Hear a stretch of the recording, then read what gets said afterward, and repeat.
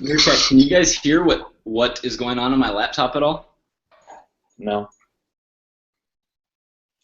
Can people ask questions like while the video's live, or are we kind of just set in here? Yeah, I think we can ask questions while we're live. Is it like a bit of a lag, or I don't know, like if we wanted to do or had time for audience Q&A, is that something you guys do, or is that? Yeah, no, we totally do that. We do that every week, so yeah, that'll work. Well, you won't hear them talk, but they can post questions on the Facebook group. Gotcha. We'll read them to you. Cool. Yeah, I used to, when I was using like Google Hangouts and doing live stream stuff, I would try to do that myself, but then there was a time delay and like I never fully figured it out, but awesome. All right, here we go. What's up, guys? What's up, TD Nation? I'm excited about today's broadcast. I know all of you are as well. We've got Mike Vacanti on with us. Mike, first of all, welcome and thanks so much for joining us and taking time out of your busy schedule to answer some questions and help motivate everybody. We really appreciate it, man. Yeah, dude, absolutely. I'm pumped. Yeah. So for those of you that don't know, when I started my fitness journey 4 years ago, I started following this guy named Gary Vaynerchuk, and he's one of, if you don't follow him on Twitter and YouTube, you need to. He's an amazing follow, but you know, through watching Gary and following Gary, I found Mike. And you know, Mike teaches a lot of the same things we teach. He just puts it a lot more eloquently than I do, and it's much more entertaining. But he's got a show on YouTube called Equals and Alternatives, and you guys all in TD Nation know, you know, we've been posting his videos and you know, just showing what he does and the knowledge that he gives out, which is incredible. But you know, rather than me going to all that, Mike, I just want you to kind of I'll let you just kind of introduce yourself and tell your story. I know your followers know who you are, obviously, but most of TD Nation does. But again, thanks for being on, and we really appreciate it. Yeah, dude, absolutely. I'm happy to. Do we have, just so like I know what length of story to give here, are we going a half hour or like how? Dude, it's completely up to you, man. If you want to do this 30 minutes, that's fine. If people are into it, I'm down to go however long. Good. All right, so backstory, and I feel like we have lots of really good stuff that we can cover that isn't like me just talking about myself and how I got into fitness, so I'll make this semi-quick. I first started like strength training and caring about nutrition, kind of a combination of not being very good at hockey growing up, and then as I entered that like 14, 15 years old, male body image issues, being like I don't have a lot of muscle, being kind of insecure, that making me not feel as good about myself. So I really started caring and studying and training for myself in high school. Through college, I made a lot of mistakes in that I was doing, I don't know, maybe like suboptimal workouts, you could say, or like stuff that maybe isn't the best, but still better than 80% of things. Was very into fitness through college. I wanted to do fitness type stuff for work, but didn't really like, I didn't really want to be a trainer. I was getting an accounting degree at Wisconsin, and it was just kind of like. You went to Wisconsin? Yeah. Oh man, and you came. We're big U of I fans, so you probably didn't know that. You wouldn't have done this call. Yourself, man, MSU. Yeah, Allen goes to Michigan State, so you're. I'm not like, and the Badgers just got a 1 seed. Like I can't even pretend to be super into it because that would just like I watched probably a half hour total of regular season basketball. My one sports franchise is the Minnesota Vikings, but like obviously I'm rooting for Wisco. Yeah, absolutely. They got a good shot, man. They got a good team this year. Yeah, I'm excited. I'm pumped to watch. Yeah. Anyway, sorry. No worries. I'm glad we made that connection. I took a job in the accounting industry because my degree was in accounting and because it was the right and normal thing to do and because it paid well and because it was safe. And I worked 2 years at a firm auditing companies, which I absolutely hated. Corporate life, basically everything about it. On the side, during that time period, I was obviously very into my own fitness, like went through a bad breakup during that period, which made me focus on my own like strength training and just like going deep and having really good workouts to help get through that difficult process. And then one day I was like, F it, I'm done. Like, it wasn't even that I knew I was going to help other people with fitness. I just knew I wasn't going to be an accountant anymore. So I quit, spent, I don't know, 4 or 5 months figuring things out, and realized that I could not only help people in the gym, but this whole online fitness was a thing. Meaning I could write about like fitness content, I could do video content.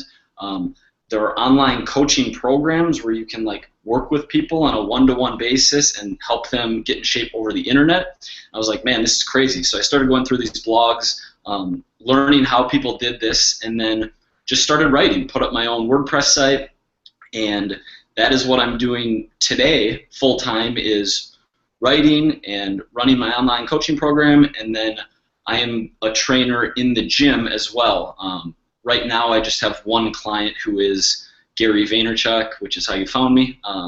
But yeah, so I'm in New York and coaching online and training and trying to put out content as much as possible. Very cool. So I'm curious, I don't know if you can say, but how did Gary find you? Yeah. So I moved out to New York to intern for John Romanello, who is like a online fitness titan, basically. And Roman was Gary's previous trainer in the gym. So I interned for Roman for a while, and then he actually moved to Los Angeles from New York. He and Gary obviously weren't working together at that point. Gary decided, hey, I want to get back in shape. Roman, do you know anyone in New York? And he's like, yeah, Mike's awesome. You guys should work together. Made the intro, and you know, we were on and off for like one session a week for a few weeks, like for like 2 months. And then a few months later, he reached out to me and was like, all right, I really want to do this for real. I want you training me every single day. I want you to travel with me wherever I go. I want you, like, all of my meals on point. I want you slapping cupcakes out of my hand. I want to do this all the way, all in. I was like, yes, let's do it. Like, I'm super jacked about it. And he travels probably 25 to 30% of his time. So I'm kind of LA, SF, back and forth across the country. I was just in Austin this past weekend for South by Southwest. But yeah, that's how I got in the Gary V sphere. That's incredible, man. So you can actually get him to work out long enough away from his phone? You like have to hide that from him? It's been funny because I just saw a recent like Arnold clip that came on Facebook, like a 15-second video clip where he was like, are you texting or are you like training, basically? And sometimes Gary will go to his phone between sets, which I'm cool with. Like, if we're doing strength stuff, he has a 2 or a 3 or a 4 minute rest. Like, he can go text a little bit, but yeah, he crushes it in there. Oh, that's awesome, man. Yeah, and he's lost like what, 20 or so pounds. I mean, he wasn't very big anyway, but right, and he admits that like pretty good genetics, didn't really care about his nutrition, and his body just treated him pretty well. But we lost 25 pounds of fat in the first 10 to 12 weeks, and then since have added 10 pounds of muscle. So he's cruising along. Wow. Well, good for you, man, quitting the accounting gig and going after what you love. That's incredible. I was very, very similar situation. I was in insurance and, you know, just did it for 15 years and slowly gained 5 and 10 pounds every year. And before I knew it, you know, it was 75 pounds. And, you know, we have a big audience of people that are really overweight. And I always tell them, you know, I never look at bigger people as being, you know, a lot of them feel like people look at them and think that they're lazy, and I don't think that's the case at all. I think it's a lot of times the weight kind of creeps up on them, and then when they decide that it's time to work at it and get that off, the task seems too big, and they're looking way too far down the line instead of just taking little chunks out. You know, they're trying to run a marathon from day one. And so they just don't know where to start, and every time they try to start, when they have little setbacks, the wheels fall off the wagon and completely go back, and it's just really hard for really overweight people to stick with it And that's why the online coaching groups, I think, are just amazing for accountability and support more than anything. Yeah, wherever you can get that, whatever works for that person. Some people need someone in the gym. Awesome, do that. For others it does work well. Yeah, and I have people who are on our online thing and that I personally train. So yeah, some people like it both. Some people really just have to have that personal trainer. It's funny how people are different that way. And to your point, it is like losing a lot of weight, losing 75 pounds or losing more weight than that, like a lot of people have to do, or if they look at the whole journey from day one and try to see the finish line, it's way out there. Like, it can be really difficult. So it makes sense, like, delaying the start or being anxious or being uncertain that you can do it is, like, obviously, like, being in a calorie deficit for an entire year to lose that much weight is an incredibly difficult thing to do. So, rightfully so. Yeah, and I think it's funny when I started coaching online. When I got into this, I was, I started and stopped a few times, but once I got started, I was very militant about it, and I tell people, oh, you can't have cheat days. You got to be perfect. Boom, boom, boom, and then I realized that that's most people cannot do that, and I think it's a much better way of approaching weight loss. Not cutting out the foods that you love and working them into your diet if they fit in your macros. And I don't know how you feel about that. I'm sure you feel kind of the same way. Absolutely, yeah. I like to, like, in the initial phase when motivation is super high, I think it makes sense for most people for 3 or 5 or 6 weeks off the bat to try to come in hot and see the scale drop and get that positive feedback loop and maybe get a compliment from someone on week 5 being able to see a difference. But after that point, you need to introduce however you want to do it. If it's a cheat day, like an all-out type personality, if it is a cheat meal per week or 2 cheat meals per week, if it's a planned refeed, like an intentional super high carb day.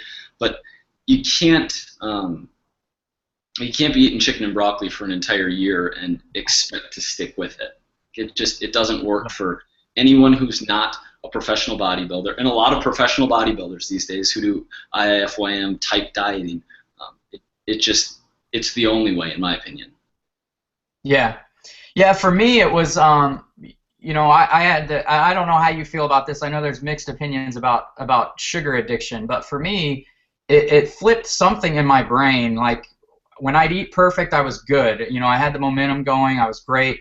But if I had a cookie, man, I couldn't stop until I was almost sick on them. And I had to really learn to, rather than deprive myself from that, to maybe enjoy it a little bit and really control that addiction. But I know that's a hard thing for a lot of people.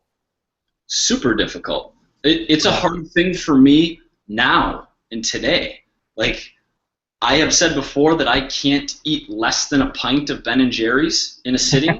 Like, I can't just have one serving because I can't stop, because it's really, really good and it doesn't fill me up that much. It's just, like, easy to crush. Now, I went through the period of becoming lean and adding muscle, so at this point my body is more forgiving. If that happens once every few weeks, it's not the end of the world for me. But if I had to lose 50 pounds, I wouldn't have Ben & Jerry's in my freezer. Like, if I had a cheat, I'd go buy it, and I'd enjoy it for that day, that one day, that month, or whatever. But I wouldn't just have those temptations sitting around, because I completely agree with a lot of the psychological I want more around really good tasting stuff. Yeah. I was eating peanut butter. I'd get it out of the house because I'd go by, grab a spoon. Whoop. Especially if you're eating it out of the jar. Like, it's game over. Yeah. Yeah, and we're really big on. It's funny that we just stumbled upon this, because last week we had several people in our group. We have several people that are making great progress, but there were quite a few people last week, because we're in week 10 of the year, I believe, from when we started our challenge. Some of the people aren't seeing the scale move and aren't losing inches, and you know, while we don't want to be tied to the scale is a good tool, I believe. Mm-hmm. And if you're not seeing, you know, the measuring tape go down, you're not losing body fat, scale isn't moving, I think you know, our team members really have to be honest about, are you counting your macros? Are you being honest about what you're logging? And the biggest one, are you actually measuring? You know, because like you said with peanut butter, you can sit down and you may think you only had 2 tablespoons, but you could have easily had 4 or 5, and that's a big deal. Yeah, for sure. And you're right. A tablespoon. Just a tablespoon, just one little tablespoon. So I will hear that sometimes, like 2 or 3 week stalls or plateaus, and clients or friends or just people emailing me get worried that they're plateauing. At 10 weeks, right, like you said, the scale isn't the end-all be-all, but it's a good tool, and after 10 weeks, it should be moving, and measurements should be moving, like waist measurements and body measurements. But especially for people who have never counted before, or like these concepts are new to them, miscalculating is a pretty big issue, or can be a big issue for a lot of people. And whether that means like you're not actually weighing and using like measuring spoons or however you do it, or if that means that you are just like not, what am I trying to say? If you're not counting correctly, like you look at a label and maybe you're not looking at the servings correctly, or you know, somewhere in that process something goes awry. Yeah, you did a great video on equals and alternatives on olive oil, and that, you know, that's an easy one that I see all the. I mean, I've been to people's houses and watched them saute onions or vegetables, and I'm like, oh my God, I can't eat that. You just put a cup of oil in there. Yeah, it adds up super quickly, especially when it is a positive word association like olive oil. Extra virgin olive oil is great, but it adds up. Yeah. All right, good. Well, let's get into the Q&A. All right, first question we had. What are your recommendations on pre- and post-workout nutrition? So, like, probably specifically, I assume they're wanting to know, like, maybe percentage of carbs and protein. And this is from someone in the group that asked. Yes. Awesome. Okay. So it depends on what you're trying to do, right? I assume we're talking about strength training in some capacity. Most of our people probably do a bit of resistance training with cardio, but most of them are going for fat loss. Okay. So assuming we're not talking about super long duration cardio, which is like endurance training, multiple hours, that is outside of my scope of expertise.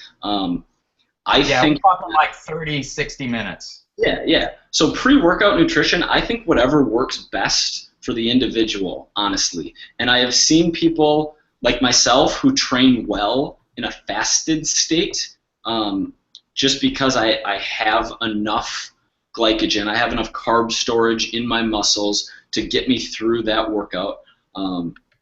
Now, if you're doing a lot of volume, if you're doing a lot of sets and a lot of reps and maybe closer to the 60 minutes and all resistance training, it might make sense to have a pre-workout meal, in which case I like a protein plus carb combination, somewhere between 20 to 30 grams of each. I have found that 90 minutes, like an hour and a half out before, works well, but like it's different for different people, right? Like if you can eat right before and go train, cool, awesome, do it. But for a lot of people, like it's just not going to be sitting right in your stomach. You're digesting while you're training. As far as post-workout goes, you know, there's a lot of like, there was this huge, you have to have XYZ in this specific window, otherwise you're going to go catabolic and your muscles fall off and whatever happens. I feel like we've swung the pendulum too far the other way to the, timing doesn't matter, like work out and then do whatever the hell you want, and if you have dinner 2 hours later, cool, no, you don't need a shake, whole food's awesome, like don't worry about timing at all. Now, I think that the latter is more right. I don't think that there's huge benefit derived from a post-workout 46.72 grams of whey with 60 grams of dextrose like immediately after your workout. But in a couple situations, one being if you do train fasted, if you don't eat anything before, I would get at least 30 protein, and it can be more, and 30 carb post-workout. And even if you do have a pre-workout meal or you don't train fasted, say you eat breakfast and then you have lunch and you train in the afternoon, for example, I would still have something post-workout and fit it in your macros for the day, because why not? Like, unless you're, if you have a dinner in 1 hour and you're stressing about having a shake and then still making your macros work for the dinner, don't worry about it in that situation. Just wait the hour, it'll be okay, go eat. But in general and building that habit, I think that getting protein and carb after a strength training session makes a lot of sense. Perfect. All right, next question. So I think this is always interesting to me because when I started getting into fitness, everyone was saying eat every 2 to 3 hours, a day, and then more recently intermittent fasting has become a big thing. So the question was, does the body need a daily fasting period? What are your thoughts on that? That's interesting. Does the body need a daily fasting period for the purposes of fat loss and or muscle gain, strength gain? No, the body doesn't need to be fasting for a specific time per day. I think that whatever works best for the individual as far as meal timing goes, whether you do well on small frequent meals or whether you want to fast and do a 16-8 type of eating schedule, I think both can be good. What's interesting, and you said, does the body need to fast, and is making me think that maybe from a digestive health point of view, there could be benefits to fasting. And again, that's kind of outside of what I do and what I'm super knowledgeable about, and I don't even know if the current body of research proves that a fast of this long, this often can help with GI tract health, but it's probably something we could dig more into. But for the purposes of losing fat, no, you don't need a specific fast of any time. Okay, great. All right, this question comes up all the time, and you did an awesome video on margaritas versus what was it, vodka sodas? Yeah. It was awesome. Yeah. So this one is, and I used to, when I was in college, I drink all the time. Now I drink, I go out and I'll drink maybe 4 times a year, but I just don't do it very often. I gotcha. But if you guys haven't seen the equals and alternatives video Mike did on margaritas, go watch it. It's got some good info on there, especially on the shit that matters chart. I love that. And so the question was, what effect does alcohol have on weight loss? So obviously the 90% of the impact that drinking has on weight loss is in the fact that alcohol has energy, it has calories, and those add up and those contribute to weight gain and weight loss. B, when we drink a lot, we tend to eat a lot late at night. So that's obviously going to derail your progress if once or twice a week you're going out on Friday and having 7 or 8 drinks, whatever you're drinking, and then you have half a pizza after. That clearly is just going to be a setback. So that's the major way that it impacts fat loss and progress.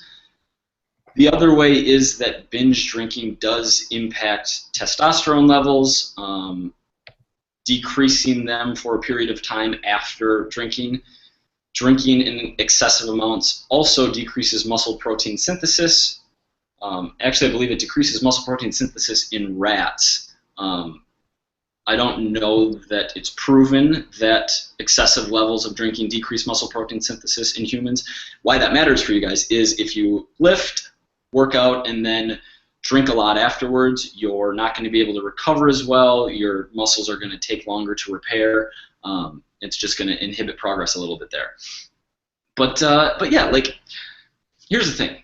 You can drink and still make progress. If you don't do the college-style binge drinking, that's awesome because you're going to be able to make even more progress. Like if you are a wine in the evening kind of gal or guy, or if you like to have 2 to 4 drinks on Fridays and Saturdays when you go out, you can make smart decisions. You can drink the drier wines or the hard liquors paired up with a 0-calorie mixer or chaser, or straight, like on the rocks if you are more of like a hard ass than I am and don't have this soft palate. Like, put whiskey straight in front of me and I'm like, ugh. And include them in your daily intake, right? Like, if you're working with 1,800 calories, know that a shot or an ounce and a half or a low ball of hard liquor is 100 calories. And I would probably take that away from your carbs for the day.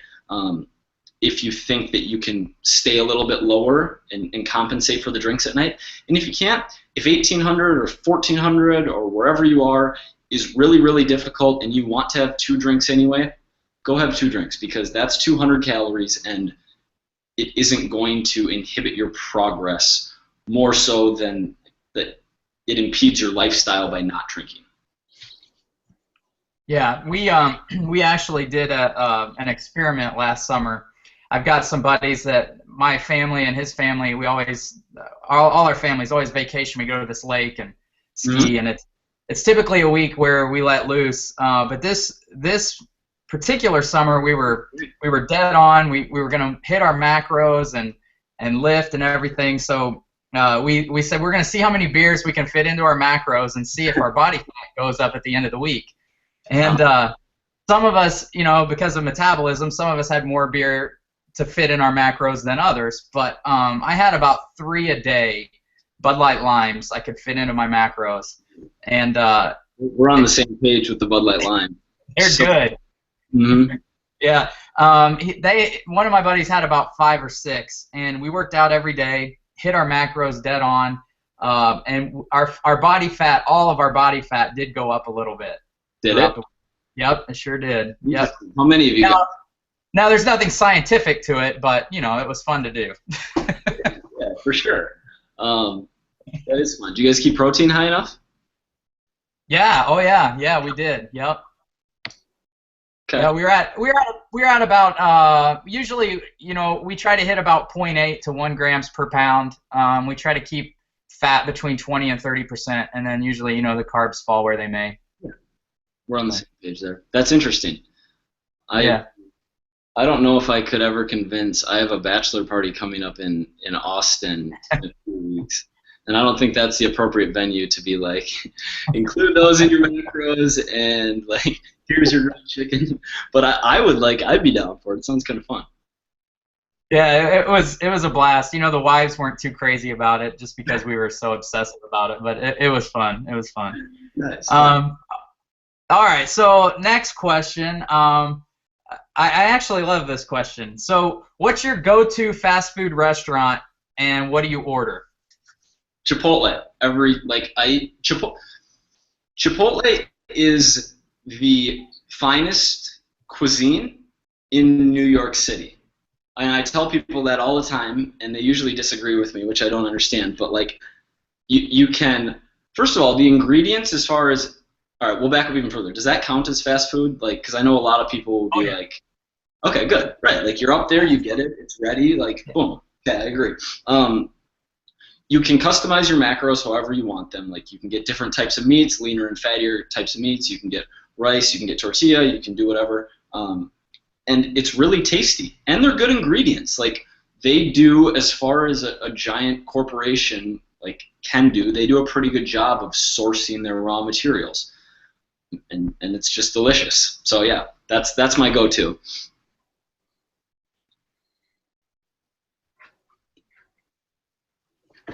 All right, you guys still hear me? Yeah. Yeah. Delay a little bit. Yeah, sorry about that. Yep, a little bit of delay, but I'm here. All right. So yeah, Chipotle is that. That's my go-to as well. I always do the salad bowl with about half of what they normally give me with rice, double the chicken, corn, and salsa. That's Which pretty much my go-to. Which salsa? Mild for me. All right. I can get into that.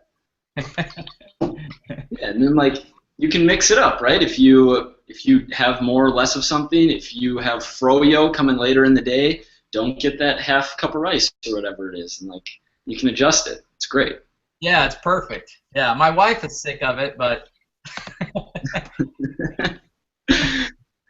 Chipotle again, come on. That's usually what I get. All right, I'm really interested about this question too. What's your best follow on Twitter not named Gary V? So honestly, I don't even know because I don't keep up with my Twitter stream.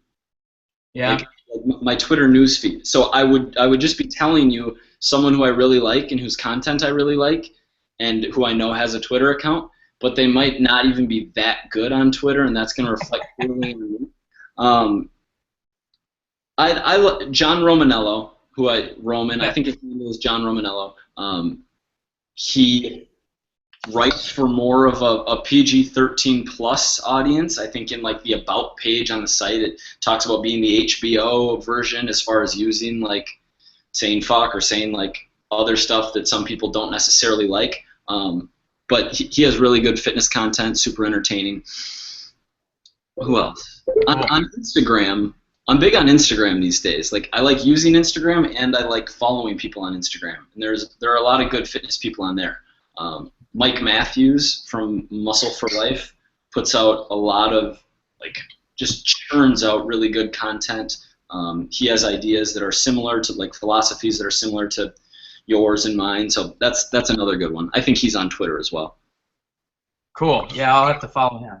Awesome. All right, let's see. I think I know probably how you're going to answer this, but I'm interested to hear it anyway. Because we get a lot of people really, really concerned with artificial sweeteners. Should we be scared or not? I mean, maybe. Maybe if we have them in high doses for the rest of our lives, 20, 30, 40, 50, longer, sure, they could. Look, there's been lots of studies. They've only been around and in food for somewhere between 17 and 24 years, depending on the country that you're in. So we don't know the long-term effects of these things. Yes, when you blast this tiny little mammal in a lab study with a ton of aspartame or whatever, it increases the rate of this pre-existing tumor. And maybe if I just crush Sweet and Low every day for the rest of my life, that's going to happen to me. It probably will. Personally, and what I advise people, I always lay this out first because no one knows for sure, and yes, you should probably be careful if you value your life. But is the occasional Diet Coke or is a little bit of Splenda in your coffee going to kill you? I don't think so. So I'm taking that risk because I enjoy that it tastes a little bit better and I don't have to put sugar in there and use those whatever it would take, 15 grams of sugar to equal the taste of that artificial sweetener. Right.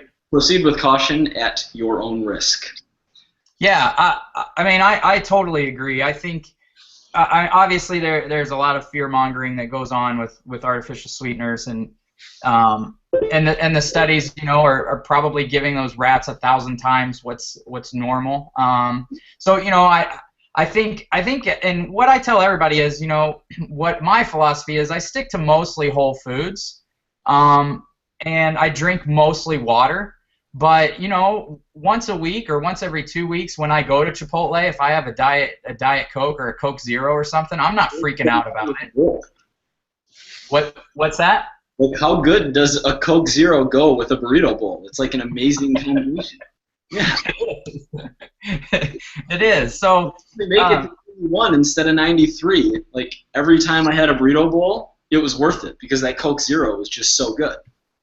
Right. Right. So, you know, that's I don't really freak out about that stuff, but I'm not consuming it as much as most people are. You know, fitness consuming artificial sweeteners as much. I don't know, maybe some are, but to me it just doesn't worry me because I'm using it in such moderation. Yeah, I agree. Like we see everything in biology is dosages too. I mean, if you get water high enough, you know, that can kill you. So yep. So I'm a grad student, by the way, so I'm kind of a science nerd. But you know, it's just in a lot of studies, you know, the dosages just get super high where they see these effects. So always have to ask yourself, is it physiologically relevant to, you know, your situation where they're seeing these effects? And you know, so you actually have to read the science articles to say how relevant is this research. So everything's dosage. If you're drinking 16 cans of Diet Mountain Dew every single day because IIFYM and you need to get through the day, like, you should probably chill on all that Diet Mountain Dew. But I think most people can come at this more reasonably than that. Yeah, totally agree. All right, Mike. So we're coming down to the last question here. What's your advice to those people that are really struggling and you know, just they're trying to grind it out, and maybe they are in week, you know, well, we're in week 10 of the year, so it's where, you know, you start seeing a lot of people fall off of their New Year's goals. Do you have any advice for them, what they can do, how they can stay plugged in, maybe how they can maybe get recharged and focused? Yeah, so first, understand that New Year's is arbitrary. Like, I think it is awesome. I think anytime you can have a definitive time to reset your goal and this surge of momentum and social support to go after something, do it. Take advantage of it. Set a goal and do that.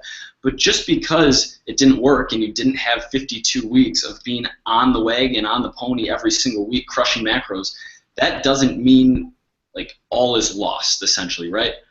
If you fall off and if you have a bad week, if you binge eat all weekend and the scale goes up 13 pounds, by the way, probably like 1 or 2 of those are body fat and the rest is water retention and carb storage, all is not lost. Like, take Monday and go back to the plan and start right there rather than trying to overcompensate or trying to keep calories super low or going on a super aggressive plan. Forgive yourself. Understand that, like, hey, I screwed up. Everyone screws up, and that's okay. And I'm just going to start doing better right now because I can't control what just happened. That's in the past, but I can control my next action, my next decision. Surround yourself with people you like, with good people, with people who are supportive of you and your health and care about you. And if that means spending less time around your family or your best friend, or if that means doing your own thing during lunch at work because your coworkers like to go to this other spot, even if that means they talk shit on you or passing on the cupcake that was brought in, even if that means people are going to snicker, that's fine. Do that. Like, find other people, find social circles. Like, obviously, take advantage of the resource they have in you guys, right? And like all of that positive momentum and feed off each other. And no, I just shot a video on this semi recently that I put on YouTube. I was sitting in an airplane seat, and like the 2 points were, one, be patient, because these changes, these visible changes, don't happen quickly. They don't happen in 21 days or 28 days or whatever a lot of people would like you to believe. And 2, keep a long-term lens. Know that the expected length of your life is long, and know that sacrificing 6 months or 8 months or 1 year to make a big change, even if that year really sucks and like is really, really difficult, it's worth it, because all those other years, like when you're walking at Disney World with your kids and you want to be there for them, but you're in so much pain because like you're walking, you have 10 more hours you have to be there, and you want to go back to the hotel. When you grind out that next year, or maybe it's even a year and a half, next time you go back to Disney World and the time after that, and when you go to XYZ vacation, and everything going forward is going to be better because you put in the work during that 1 year. And love the process. Like, don't worry about the short term. Don't worry about the short little swings. Don't worry about the scale on a day-to-day and even a week-to-week basis. Like, do stuff you like. Try to get into fitness stuff. Like, if I went and I tried doing Olympic lifting and I didn't like it, cool. I'm not going to do Olympic lifting. I'm going to try this other thing that I might like more, like this form of resistance training or this form of cardio, or maybe you like biking. Try different things. Yeah, Mike, I just posted a video today saying the same thing. We had somebody in our group that was really, really struggling, and she's done amazing. How much did Ollie lose, Alan? Do you remember? She's lost a ton of weight. Yeah, she started at, I think, close to 300 pounds, and she's down to like 160.